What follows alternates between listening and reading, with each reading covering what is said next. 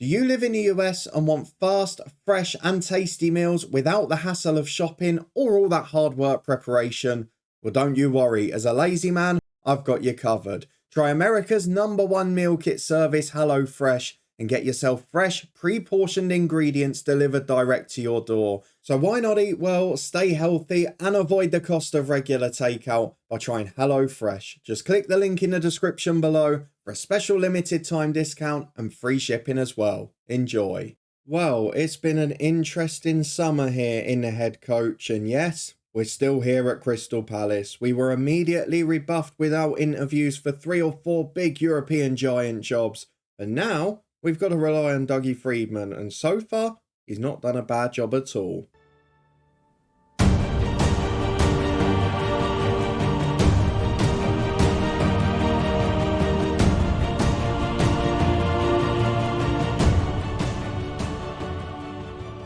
Yes, hello and welcome along to part 91 and season 12 of this FM23 Head Coach story with me, Daniel. We are back today to start our league season against the manager who we replaced at Crystal Palace. He left for Southampton, where he's still plying his trade at the minute, and we are here with European football on the horizon. We've got a tricky job to make it to the group stages. We've got through one qualifier already. I wasn't going to bore you with it against minnow opposition. But today we face Southampton and we prepare for a big Europa Conference League qualifier. Anderlecht are the opponents. If we win it, we've got group stage football. If not, we'll be falling at the final hurdle. So if you're looking forward to that, seeing which superstar has left us this summer, all of the new arrivals courtesy of Dougie Freedman, and of course what we're expecting to do this year, then please do put a thumbs up on it. Before we go and get into any of that though, we had a big transfer special in our Builder Nation yesterday. That's up in the eye above. And we've also had a few job opportunities fall through this summer. We've applied for big ones in Europe. I felt like with us making Europe, I could only leave for a step up. And we applied for a few step ups, but they've all gone wrong. So if we go to the job centre now, I should say, by the way, I have never seen a summer where less big jobs have come up. And they've come up a bit later in the summer, so we wouldn't have had a full pre-season anywhere. Lazio was the first one that came up in June, and then in July we had AC Milan, and we also had Atletico Madrid. None of them offered us an interview. We've done another coaching badge though, and with a season of Europe, if we can get through the groups and if we can push on, we really will start to look in the right direction. So we're going to have to do that. It is a very good job we did nick 7th place in the end last season as well, because Brighton beat Liverpool in the FA Cup final, West Ham in mid-table then won the Europa Conference League, and all of them have obviously got European football as a result. So 9 teams in Europe from England, and us in 7th were the lowest ranked ones and the only ones that go into the Conference League, which means if we get to the groups, we got a great chance of winning it. But let's go and get through the transfer centre. Lots going on this summer. Potentially a left back coming in, but lots of interest in him. And Pulido has had a few offers to go out. If we go and have a look, firstly at the release players, there's been a few outs this summer, but only one I'm a bit upset about. So of the players that left the club this summer, only really John Buckley has featured for me regularly, and he was so far over the hill it was unbelievable. He's now playing for AFC Wimbledon. They're paying him 10 grand a week. What league are they in? Championship.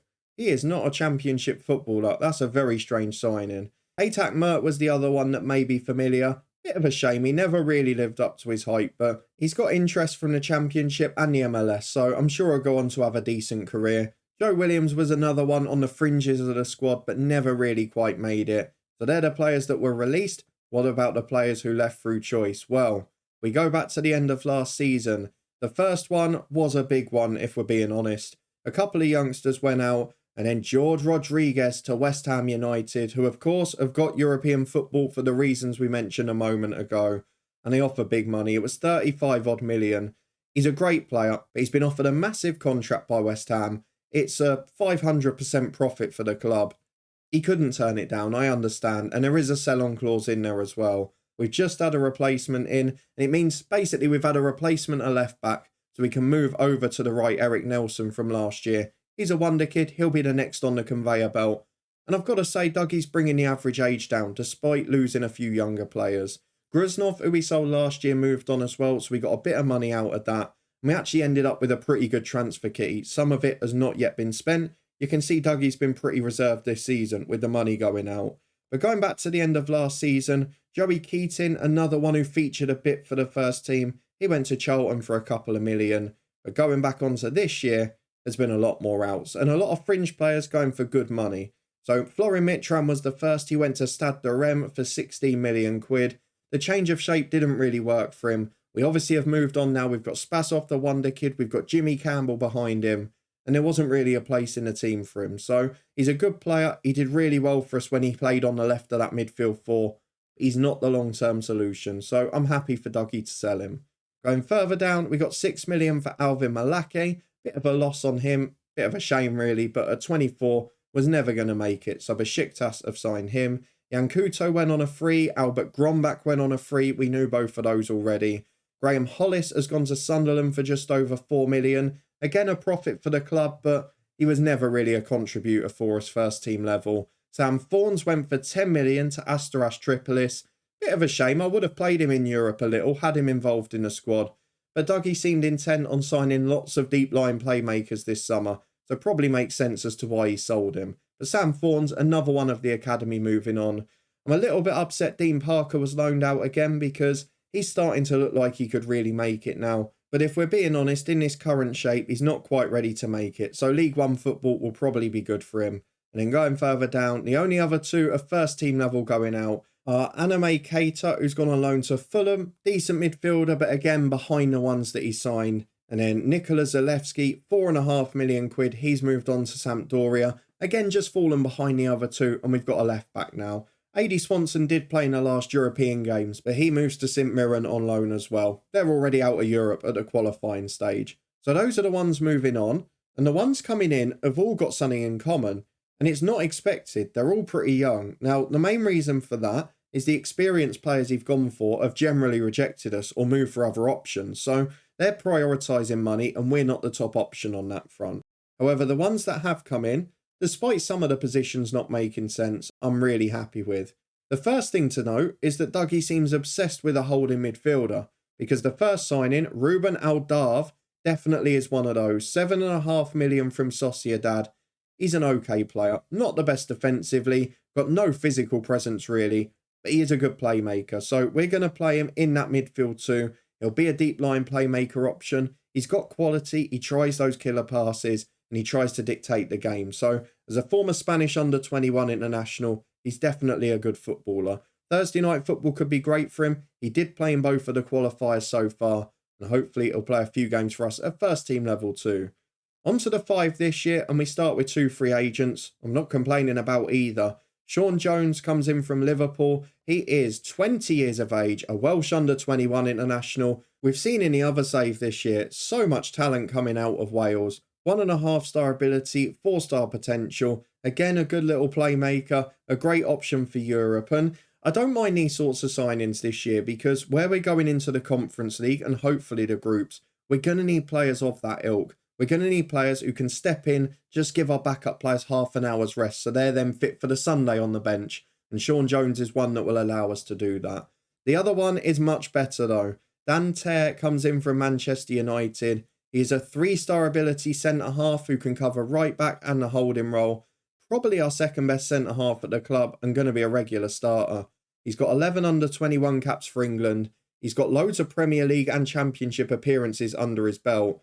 And physically, he's fantastic. He's imposing in the air. He's got great natural fitness. Mentally, he's very good. Maybe composure aside. He's determined. He's got a pretty good character too. I think it's an absolute gem of a free agent signing. So massive respect to Dougie for that one. He followed it up with a loan from Manchester United where he's probably paid a little over the odds. 44 grand a week in wages and £1.4 million. But he's a second very good goalkeeper. So the plan for this season now, Thetford, who came in January, will become our first choice Premier League keeper. Montero, of course, has left his loan. And then this guy, Finnegan, will become the Europa Conference keeper. And if need be, we'll switch them later on. But Australian international, very good keeper, will definitely be a good deputy this year. The last two are very exciting signings.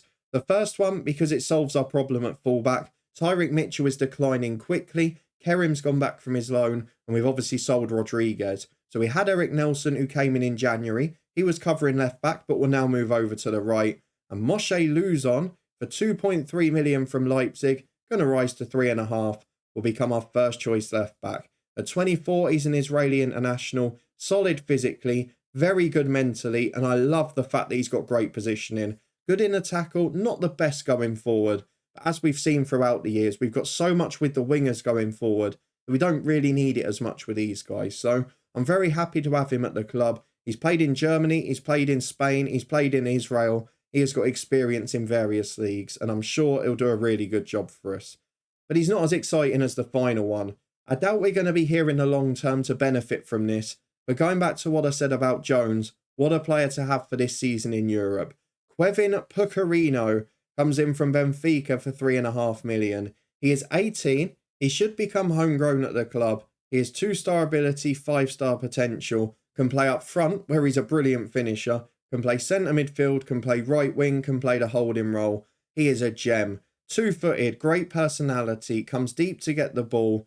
He's an under-21 international for Portugal. He's going to be a proper wonder kid. And in Europe this year, we get to those groups again. That boy is going to get football. I have no doubt about it. So as you can see, a lot of midfielders coming in. We're really strong in that position now. And albeit we did lose Gerardo, we have had a couple leaving like Grombach. But we've signed a lot of players there. There are still 1 or 2 where we're a bit weaker. But the positive signs from that, if we go and have a look at the schedule, we won 10-0 on aggregate in our 2 qualifying games. They were against a side from Albania who were pretty poor, if we're honest. We won 8-0 at home in the first leg, Vaknin with 2, Rodolfo with 2 in the air, Lewis with 1 and a Mancon hat-trick off the bench, including a late penalty for the third. Before the return leg, a 2-0 win away. Mancon and Lewis got the goals there. But look at the players we were able to bring in. We rested basically our full 11. Hurley played because he's going to be suspended for this weekend in the league. And Sean Jones, those sort of youngsters getting their time. And a couple of youth players as well. Nigel Lewis and Billy Davis making their debuts. So really pleased with where we are. We've got to get through Anderlecht. I think the Everton game will get rearranged because there's loads of players on international duty. It's in the middle of the break. But it's a tricky start to the season. Arsenal away, Everton in the cup. 2 legs against Anderlecht to get to the groups, which is essential. And Southampton today is the first game. That one is going to be important for us. Let's have a look at what the media are predicting now. Because of course, we shouldn't be a threat for relegation this year, which is something we have been every season. We look at the preview. We're expected to finish 13th, and we're on our own there as well. The 3 promoted sides, Fulham, Burnley and Leeds, who have all come up in recent seasons, and Southampton, who we play today, all expected to finish below us. So there is a bit of pressure on us this year. The added spice of having Thursday night football, where there's a genuine opportunity as an English side to win the competition, adds a little bit of a carrot for us. So if I'm being honest here and we end up at Palace the whole season, I will happily, if we get safe early on, sacrifice the top half finish to go all out for the Europa Conference or one of the cups. It's something we've got to try and do here. Can we leave our mark in history at Crystal Palace Football Club? We've not got the biggest squad at the minute. I would still expect there to be 2 or 3 more coming in. They're looking at another left back because Mitchell is, with the greatest respect, dwindling physically. He's been doing the same at centre half because Tapsoba, again, is well past his prime. But it is great to see that Dougie is now in a position where young players are the future. He's trying to sign more young players than old ones, and they're the ones that are generally coming off, so I'm not going to complain. There's still a few players wanted, and I'm still going to be nervous about Vaknin and Hames and whoever until the window shuts. But it seems like that sale of Rodriguez and the bonus money for Mitran and Fawns has taken that financial pressure off. The bank balance is remarkable from where it's been before. Definitely lots more income. I'm not really sure where it's coming from. The biggest difference is that there's not been a huge amount of loans, which we've had before. We were paying $1 million a month. Now it's about 87 grand. So those sorts of things will make a difference. Lots of money from season tickets, bonus money from gate receipts, bonus money from TV revenue as well. So it's all looking good at Crystal Palace. European football has made a difference. Things are starting to improve again off the pitch. We're making some upgrades to youth coaching and a couple of other things like that. But let's go and get into the season because ultimately that is all that matters at the minute. If we don't beat Southampton today, a little bit of pessimism will start to set in again. And Lord knows it doesn't take much to get this club on a downward spiral. We've seen it. So let's go and get through to the fixtures. Despite the holding midfielders coming in, I'm sticking with a 4-4-2. And because we played on Thursday night, we're one of the last sides in action this weekend. So we're going to get all the opposition instructions on. We're going to make the changes because we played a backup team on Thursday, and we'll be back in a minute to run through our 11 for the opening day of the Premier League season.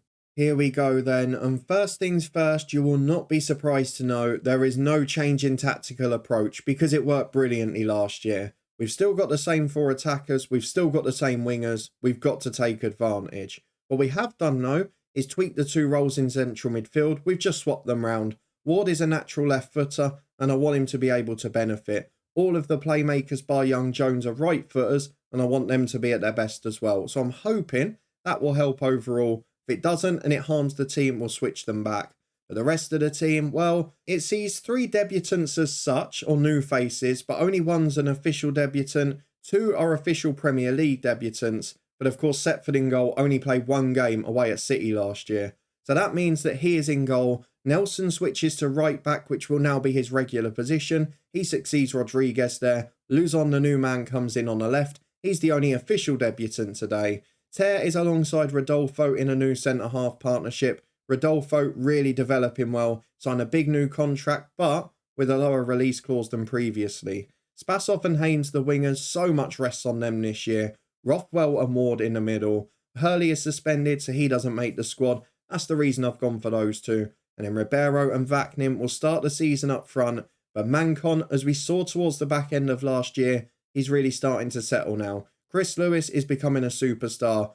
We've got 4 top strikers, which is great to see. We're going to go and get into it though as Palace v Southampton. On paper, we've got a pretty good team at the moment. It's just whether it can deliver on the day. Let's go and get those numbers picked. Into it we go. It's former manager v current manager. Will Crystal Palace come out on top?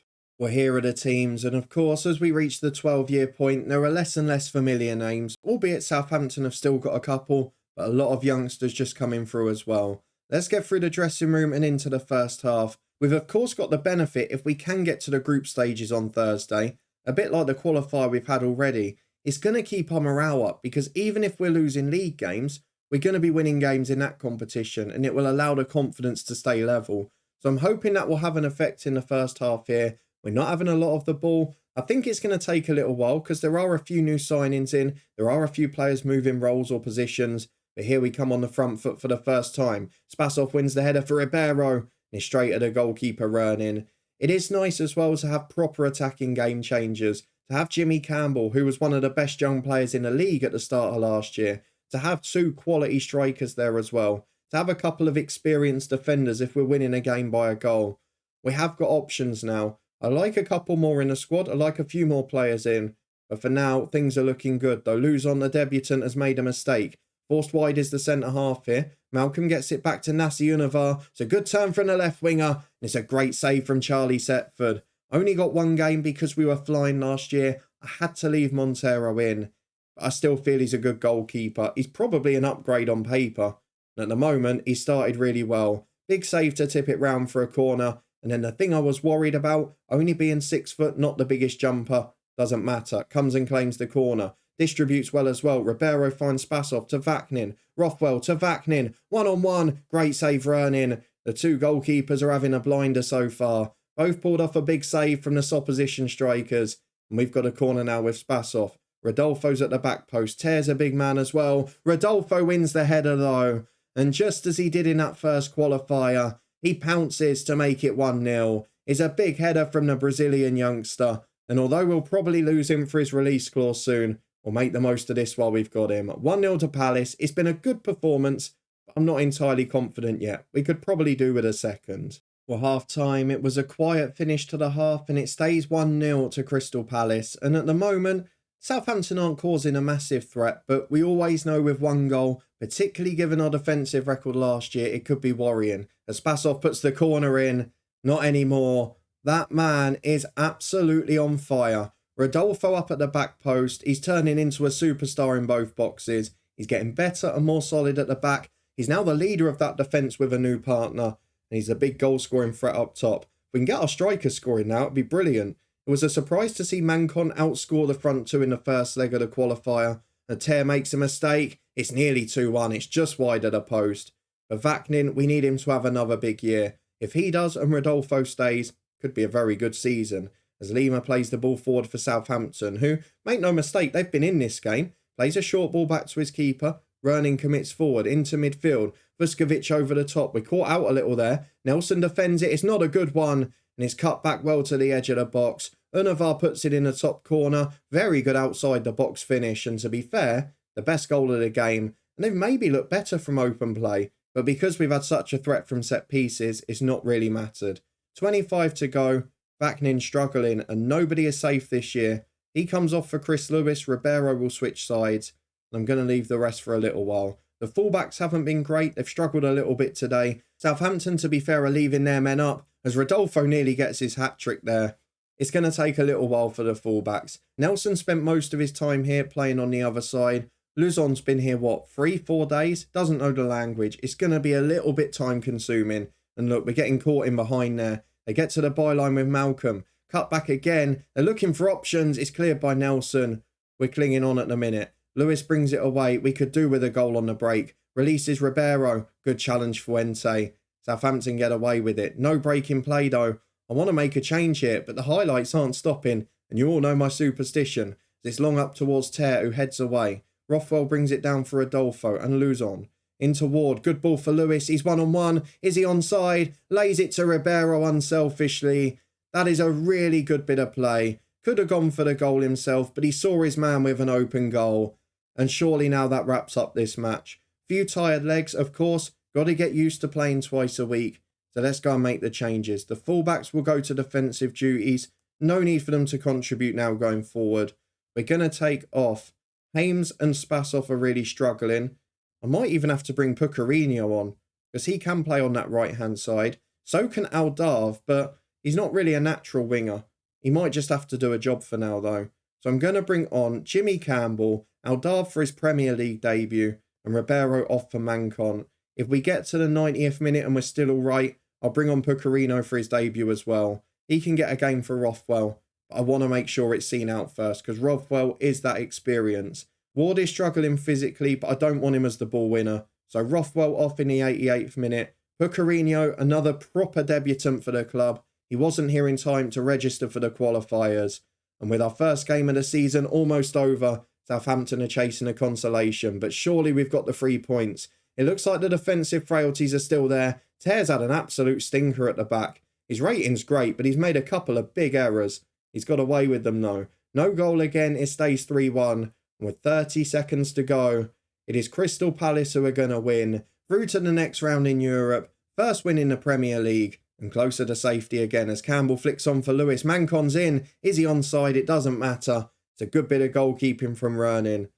We've looked to threat. And look at the difference again. Fresh legs on up front. It's added such a threat to the team. It's a 3-1 win. It's 3 points. And it's a very good start to the season. Back in a minute to have a look at the schedule and see when we're going to be back here. Well, I'm going to gamble here before we move on. I think the Everton game will get moved. So we're going to be back in the next episode very quickly. We're going to show the second leg of Anderlecht, where hopefully we'll still be in it with a game to play. We'll try and wrap up European group stage football for the first time in this save. In fact, I think it's our first European football at all, isn't it? We'll then play Arsenal away. And of course, we'll see deadline day unless there's a football match against Everton. So if you're looking forward to all of that and you did enjoy our transfer special and start to a new season, please do put a thumbs up on it. Let me know in the comments now. Now we've got to the season, should I keep looking for a job or should I stick here and try and win the Conference League this season? I'm kind of edging towards the latter now, but it only takes a couple of sales before deadline day and I might change my mind. Let me know if you agree or disagree in the comments down below. Let me know what you think of Dougie's work. It's been a solid if unspectacular summer. And let me know if you think we get through against Anderlecht. We'll find out the answer next time. If you want to stay up to date, subscribe and turn that notification bell on. In the meantime, we had our big start to the season, our first ever Champions League qualifier yesterday in our Builder Nation. That's up in the eye above. There's also links there to the Twitch channel, the football podcast and the blog story as well. Check out HelloFresh US in the description below if you want a discount and free shipping on your first box. It of course helps support this channel too. A tricky August to get through in the transfer market and more importantly on the pitch. But look at that run in September. If we get to it, I think we're going to be flying. I'll see you next time to find out if we are.